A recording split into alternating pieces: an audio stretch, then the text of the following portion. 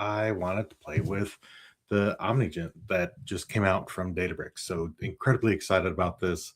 Wanted to show you all about it and including how to actually set it up on your Windows machine because there's been some confusion around that in particular.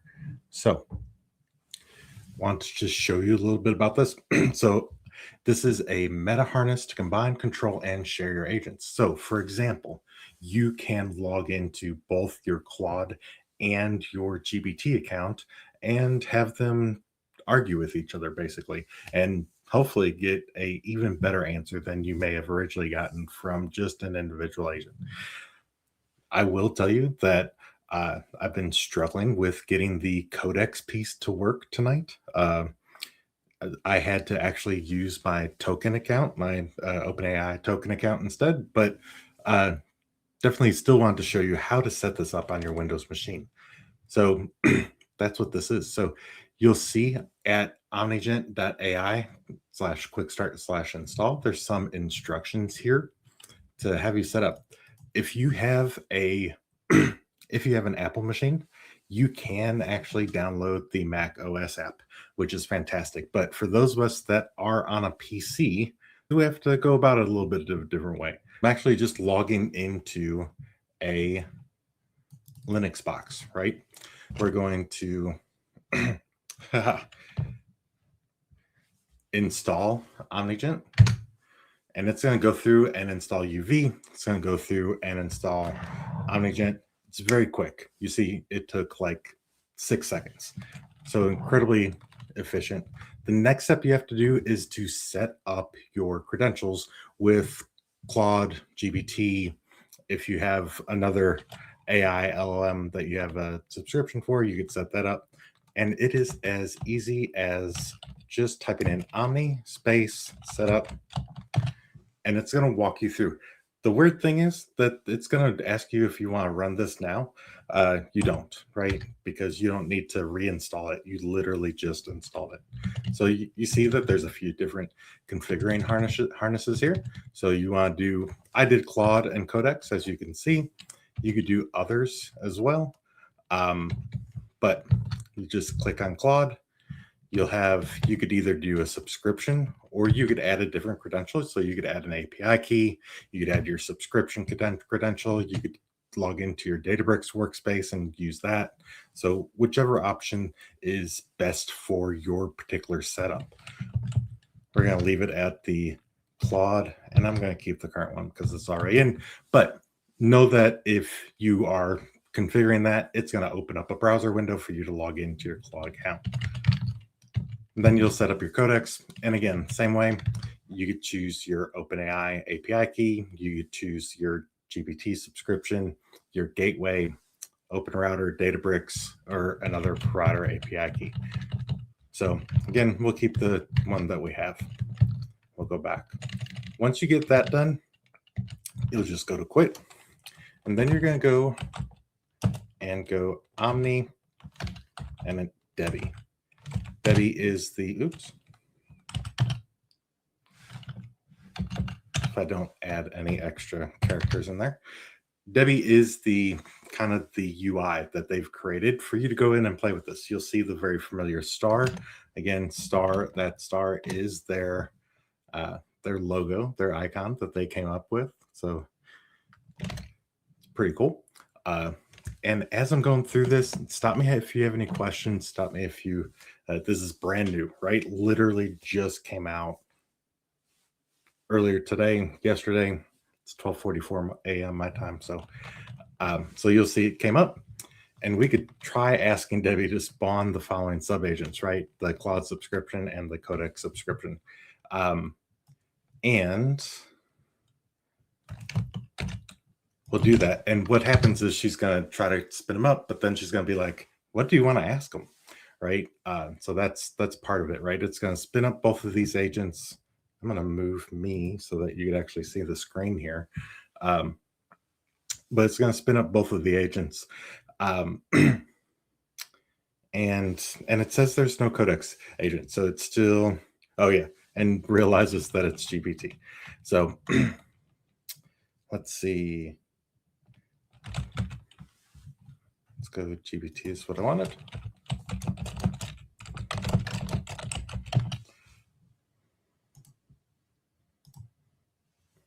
Again, if you have any questions you want me to, if you all have a specific question that you want me to ask it when it does get spun up here in a second, and see here, now I'm realizing the user hasn't actually given me a question or a topic. So do y'all have a question that you want to ask? Let me know in the chat. I'm going to ask it something that commonly gets asked, and that is, get back to my comments here.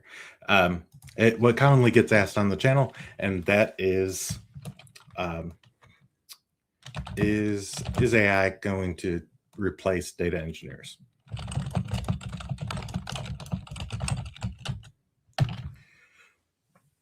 And it's going to basically argue back and forth between the two.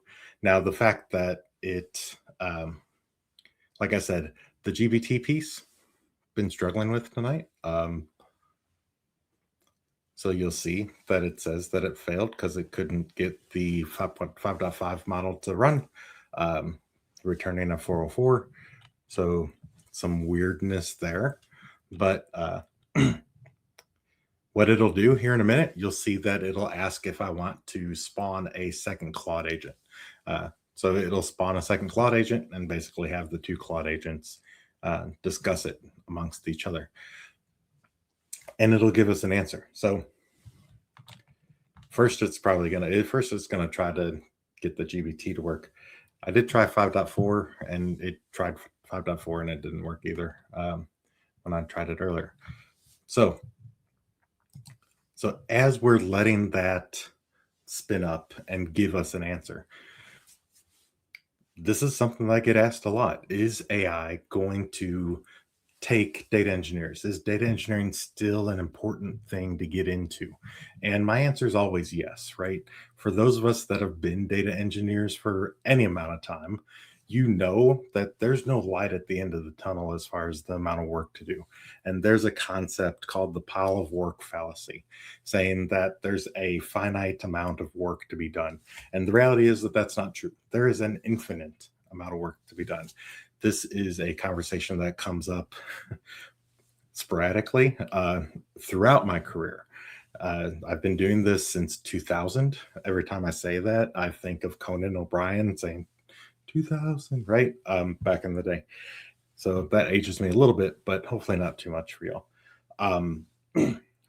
But every few years, there's been something that was supposed to diminish the need for data professionals, whether that was data analysts or data engineers, or, not data scientists yet. Data scientists, it was a hot topic and then it kind of burned out a little bit, but data scientists still need it.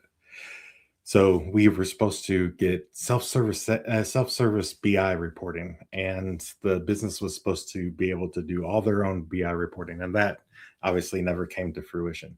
And I'll say that Omni here is wrapping up its response, and we'll take a look at that. Oh, it actually did return a couple of responses. So we'll get to that here in a second. But again, my take has always been that even with AI is just a new tool. As I've gone through my career, I started out with, DTS packages and crystal reports, moved into Hadoop and MapReduce, moved into AWS and Azure. I played with GPT a little bit, never used it really in a professional setting. And then moved into Snowflake, and then quickly followed by Databricks. So every few years in my career, 3 to 5 years, not only have I had to learn a new platform, a new tool that was going to help me, going to change how I was doing things, but like the whole landscape of data changed. And that's actually what's kept me interested in this profession for as long as I've been in it.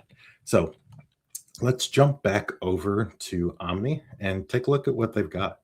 So we asked Omni, is AI coming to replace data engineers? And so we see AI will not replace data engineers wholesale, but will compress headcount at the junior level, while raising expectations at the senior level, organizational context, honest forecasts, smaller data teams, doing more with painful disruption at the entry level in the near term. And, as far as that goes, junior engineer positions have always been rare. This obviously isn't helping, as many of you know, trying to get into data engineering, which is why in my coaching program, I reinforce all the foundational skills, plus set them up in a place where they could jump directly into a mid-level engineering position. Have had a lot of success with my coaching students jumping in to mid-level engineer positions from things like technical project manager, from other BI engineer roles, from other data analyst roles. But so that's the key there, is that there's never really been many junior engineer positions. So the other take, AI will supercharge data engineers. Again, AI is a new tool that will help us do our jobs better and faster, and there will be even more work to do, is my prediction here. But AI will supercharge data engineers, not replace them. History is on their side. Again, I mean, it's not like it's been sitting here listening to me, but clearly it agrees with me. Every prior automation wave, SQL, Cloud, Columnar DBs, created more work, not less. AI itself generates data that needs engineers. The role evolves, it doesn't end. Engineers who understand why data matters are not at risk. So again, this has been my voice the whole time, right? Is exactly this. So where they agree and differ, this is very in-depth analysis, right? So it goes through and explains where they agree and differ. So both agree senior engineers with organizational governance skills are not at serious risk, and both agree that boilerplate ETL, routine SQL, standard debugging are being automated now. Claude is more worried about the pace of compression outrunning demand growth at the junior level. GPT is more optimistic that historical demand expansion catches up quickly. So, does anybody out there have anything that you want me to have it do? I mean, let's ask it, create a script that will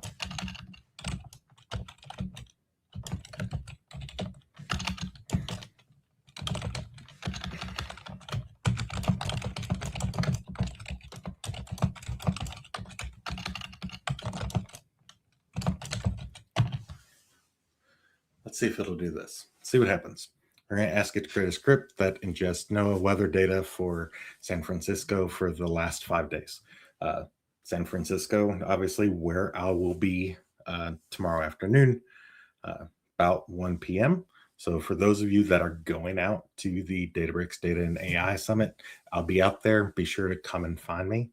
Again, GBT, we know, is struggling for whatever reason. I'll continue to work on that.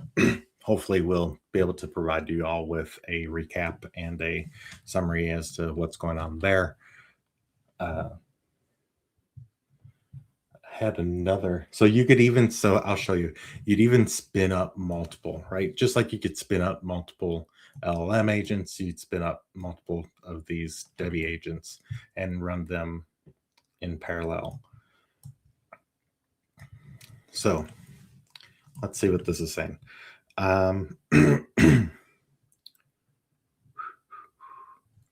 Dispatching to both. Okay, so still waiting on Claude.